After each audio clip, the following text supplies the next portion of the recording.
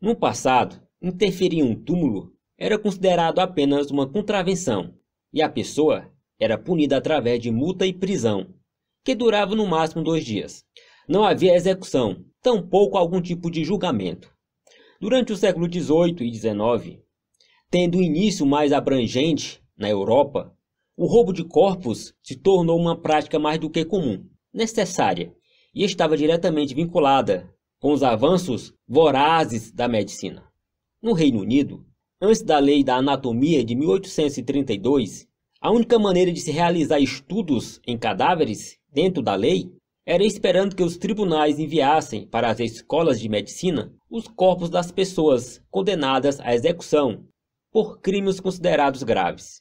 Contudo, enquanto no século XVIII milhares de pessoas eram sentenciadas à morte o tempo todo, geralmente por crimes menores, no século seguinte a porcentagem caiu para cerca de 56 pessoas a cada ano. Essa redução foi de encontro com um aumento significante de faculdades de medicina e o estudo avançado da anatomia ao redor de toda a Europa. Com poucos cadáveres e métodos precários de refrigeração, o déficit de corpos para estudo médico acabou prejudicando a sede pelo avanço. E então, o mercado obscuro do roubo de corpos começou, respaldado pelos próprios médicos e professores das instituições de ensino, que acreditavam que tudo não passava de um mal necessário e que seria compensado através dos benefícios futuros que o estudo anatômico traria para a sociedade mundial. Enquanto ladrões comuns costumavam violar os túmulos e mausoléus para roubarem joias, dinheiro e outros bens que os parentes costumavam enterrar junto com os seus donos para venderem no mercado negro, algo mudou quando o próprio cadáver se tornou valioso. Uma indústria praticamente especializada em violar sepulturas nasceu da necessidade do ensino aos alunos do campo médico, dos estudiosos da área e também da incapacidade deles de sujarem as mãos de uma forma tão grotesca e torpe, apesar de tudo. Os criminosos, que eram contratados pelas faculdades, por vezes, acabavam se atrapalhando no processo de remoção e transporte dos cadáveres e até sendo pegos pela polícia, o que significava a perda do dinheiro e também do objeto de estudo. A partir dessa demanda aumentada, uma verdadeira malha de homens começou a se especializar na prática de roubo de corpos e por isso foram intitulados como ressurrecionistas. O trabalho deles consistia, especificamente, em resgatar os cadáveres ainda frescos de seus túmulos, geralmente no mesmo dia em que foram enterrados, ou no máximo no dia seguinte, pois a procura por esse estado era maior pelos contratantes dos serviços, assim como o valor. E era sempre feito durante a noite, geralmente em meio à madrugada, e quase sempre os executores estavam bêbados, tanto para preservarem o frio, quanto para paralisar a repulsa que o ofício os causava. Mas o inverno rigoroso europeu, de certa forma, era um aliado, pois os cadáveres demoravam mais tempo para entrarem em processo de decomposição. A tarefa dos ressurrecionistas começava muito antes da noite cair.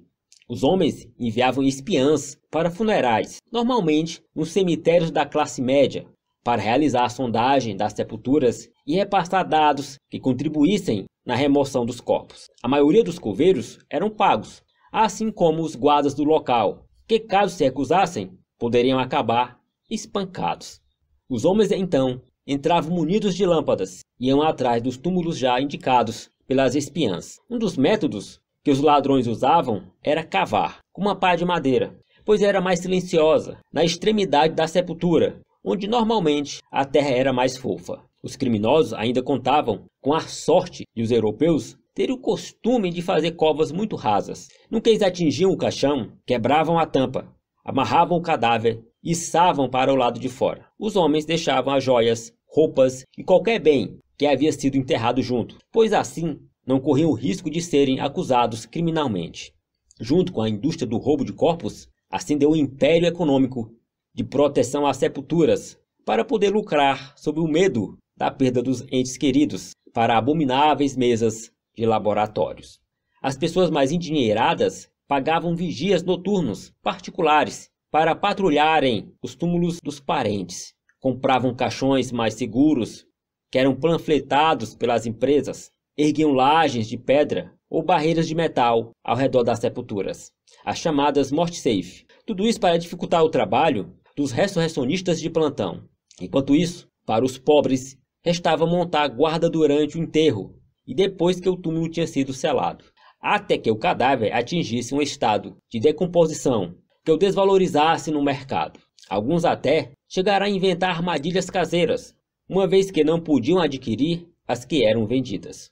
Os policiais eram incumbidos de vigiar os cemitérios da cidade, porém, eram frequentemente subornados pelas quadrilhas especializadas ou embebedados pelas espiãs que os seduziam. Algumas políticas públicas locais para resolver o problema, que crescia cada vez mais, foi espalhar recompensas pela prisão de ladrões de túmulos, visando minimizar a prática, mobilizar a população e também reduzir as reclamações e a revolta do povo, que crescia junto com o mercado negro. A apropriação médica de corpos despertou uma onda de ressentimento popular gigantesca, a ponto de gerar motins e protestos em frente a tribunais e locais, onde havia execuções de condenados. Tentando acalmar os ânimos e também reverter a situação de roubo de corpos, o governo da Grã-Bretanha aprovou a Lei da Morte de 1752, que tornava os anatomistas executores da pena de morte em pessoas culpadas por assassinatos. Tudo para criar uma demanda maior de cadáveres legalizados. Porém, isso ainda se mostrou insuficiente para os médicos. Alguns deles começaram a oferecer dinheiro para funcionários das penitenciárias, para que eles estimulassem rebeliões, para causar mortes e gerar mais corpos para estudo. Outro mercado foi incitado pelo ato político e também médico, o assassinato. Quanto mais a atenção do público crescia acerca do roubo de corpos, mais a indústria se moldava para encontrar formas de manter o negócio em pé. A lei estava do lado dos estudiosos, muito embora a sociedade mundial não estivesse, causando revoltas como a de 1788 nos Estados Unidos, em que a população chegou a matar 20 estudantes de medicina. No entanto, eles precisavam de mais material para continuarem seguindo, sem que fosse preciso matar para atingir as expectativas. Alguns ladrões de corpos, que se arriscavam ainda mais, passaram a cometer assassinatos para suprir as necessidades médicas. William Buck e William Hare começaram a prática e acabaram se tornando os mais notórios. Imigrantes irlandeses que estavam na Escócia desde 1828, eles descobriram que podiam fazer dinheiro de um modo mais expresso do que fazer o repasse de pessoas já enterradas. Os homens contabilizaram 16 assassinatos em um período de apenas 10 meses. O método que os homens usavam era o sufocamento, pois era um dos poucos tipos de morte que poderiam ser intitulada como acidental ou natural. Buck e Hare costumavam apanhar mulheres, pois assim conseguiam atraí-las com o charme que possuíam, embebedá-las e então as asfixiar até que morressem. Os dois assassinos veio a público em meados de 1828.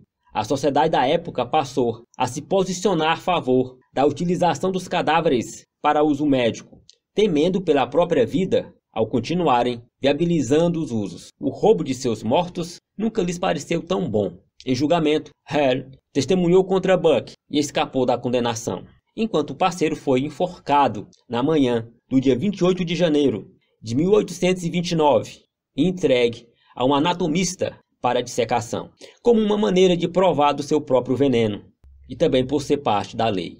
Após isso, o governo não viu outra saída senão encontrar uma maneira de as escolas de medicina obterem uma leva de suprimento de estudo adequado, sem precisar recorrer a práticas tão grotescas. Em 1831, com a apreensão da gangue Banks de Londres, um grupo de homens que matavam pessoas para fazer a venda dos corpos, o parlamento britânico terminou de formular a Lei da Anatomia de 1832, que entrou em vigor no ano seguinte.